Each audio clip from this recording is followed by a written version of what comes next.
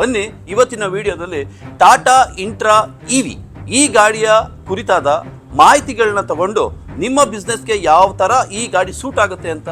ಈ ಗಾಡಿನ ನಾನು ದೊಡ್ಡ ಗಾಡಿ ಅಂತಾನೆ ಹೇಳ್ತೀನಿ, ಯಾಕಪ್ಪ ಅಂತಂದ್ರೆ ಈ ಗಾಡಿನ ನಾವು ಲಾಂಚ್ ಮಾಡ್ತಾ ಇರೋದು 1750 kg ಪೇಲೋಡ್. ಇದಕ್ಕೆ ಸರ್ಟಿಫೈಡ್ ರೇಂಜ್ ನಾವು ಕೊಡ್ತಾ ಇರೋದು 211 ಕಿಲೋಮೀಟರ್. ನಾವು ಟೆಸ್ಟಿಂಗ್ ಮಾಡಿರೋ ಪ್ರಕಾರ ಏನಿಲ್ಲ ಅಂತಂದ್ರೆ 130 ರಿಂದ 150 ಕಿಲೋಮೀಟರ್ ರೇಂಜ್ ಈಸಿಯಾಗಿ ನೀವು ಅಚೀವ್ ಮಾಡಬಹುದು.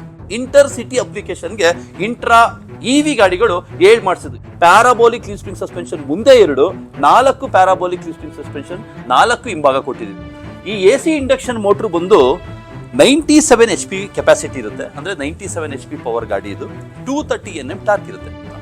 2.5 ಟನ್ ಲೋಡ್ ಹಾಕಿದ್ರು ಸಹಿತ ಗಾಡಿ ಸರಾಗವಾಗಿ ಎಳ್ಕೊಂಡು ಯಾವುದೇ ಪ್ರಾಬ್ಲಮ್ಗಳಿಲ್ಲದೆ ಓಕೆನಾ ಈಸಿಯಾಗಿ ನಿಮ್ಮ ಲೋಡ್ನ ಕ್ಯಾರಿ ಮಾಡೋ ಕೆಪಾಸಿಟಿ ಈ ಮೋಟ್ರಿಗೆ. ಈ ಮೋಟ್ರದು ವ್ಯಾರಂಟಿ ಎಷ್ಟಪ್ಪ ಅಂತಂದ್ರೆ 5 ವರ್ಷ 1,60,000 ಕಿಲೋಮೀಟರ್ ಈ ಮೋಟ್ರಿಗೆ ನಾವು ವ್ಯಾರಂಟಿ ಕೊಡ್ತಾ ಇದ್ದೀವಿ. ಇಲ್ಲಿ ನಾವು ಲಿಥಿಯಂ ಅಯಾನ್ ಬ್ಯಾಟ್ರೀಸ್ ಕೊಟ್ಟಿದ್ದೀವಿ. ಟೋಟಲ್ 29 ಸೆಲ್ ಇರುತ್ತೆ ಓಕೆನಾ. ಇಲ್ಲಿ 29 ಸೆಲ್ಲು ಅರೇಂಜ್ಮೆಂಟ್ ಯಾವ ತರ ಕೊಟ್ಟಿರೋದು ನೋಡಿ. ಇಲ್ಲಿ ಇದು ಕಂಪ್ಲೀಟ್ ಬ್ಯಾಟ್ರಿ ಮಾಡ್ಯುಲರ್ ಇದೆ, ಫುಲ್ ಬ್ಯಾಟ್ರಿ ಪ್ಯಾಕ್ ಆಗಿದೆ, ಕಂಪ್ಲೀಟ್ ಇನ್ಸುಲೇಟೆಡ್ ಇರುತ್ತೆ ಓಕೆ. ಇದು IP67 ಪ್ರೊಟೆಕ್ಷನ್ ಕೂಡ ಇರುತ್ತೆ. ಯಾವುದೇ ಕಾರಣಕ್ಕೂ ಕರೋಷನ್ ಆಗೋದಾಗ್ಲಿ ಅಥವಾ ಕೆಳಗಡೆ ಶಾರ್ಪ್ ಆಬ್ಜೆಕ್ಟ್ಸ್ ಹೊಡೆದ್ರೆ ಪ್ರಾಬ್ಲಮ್ ಆಗೋದಾಗ್ಲಿ ಅಥವಾ ನೀರಲ್ಲಿ ಏನಾದರೂ ಹೋದ್ರೆ ಶಾರ್ಟ್ ಸರ್ಕ್ಯೂಟ್ ಆಗೋದಾಗ್ಲಿ ಇದು ಯಾವುದೂ ಕೂಡ ಪ್ರಾಬ್ಲಮ್ಗಳು ಬರೋದಿಲ್ಲ. ಜೊತೆಗೆ ಬ್ಯಾಟ್ರಿದು ವ್ಯಾರಂಟಿ ಬಂದು 6 year 1,98,000 kilometre warranty Tata motors ವತಿಯಿಂದ ಈ ಬ್ಯಾಟ್ರಿಗೆ ಪ್ರೊವೈಡ್ ಮಾಡ್ತಾರೆ. 9.8 ಫೀಟ್ ಉದ್ದ ಬರುತ್ತೆ ಮತ್ತೆ ಅಗಲ 5.8 ಫೀಟ್ ಬರುತ್ತೆ. ಅಂದ್ರೆ ಅತಿ ದೊಡ್ಡ load body intra EV segment ಅಲ್ಲಿ ಕೊಟ್ಟಿದ್ದೀವಿ ನಾವು. ಈ ಡ್ರೈವಿಂಗ್ ಪೊಸಿಷನ್ ಅಲ್ಲಿ ಈ ಪಾಸ್ ಕೊಟ್ಟು ನೀವು ಲಾಂಗ್ ಡ್ರೈವ್ ಅಲ್ಲಿ ಹೆವಿ ಲೋಡ್ ಹಾಕೊಂಡು ಹೋದ್ರು ಸಹಿತ ಜಾಸ್ತಿ ಸ್ಟ್ರೈನ್ ಆಗೋದಿಲ್ಲ ನಿಮಗೆ. N ಅಂದ್ರೆ ನ್ಯೂಟ್ರಲ್, D ಅಂದ್ರೆ ಡ್ರೈವ್ ಮೋಡು ಅಂದ್ರೆ ಎಕನಾಮಿಕಲ್ ಮೋಡು, S ಅಂದ್ರೆ ಸ್ಪೋರ್ಟ್ಸ್ ಮೋಡು.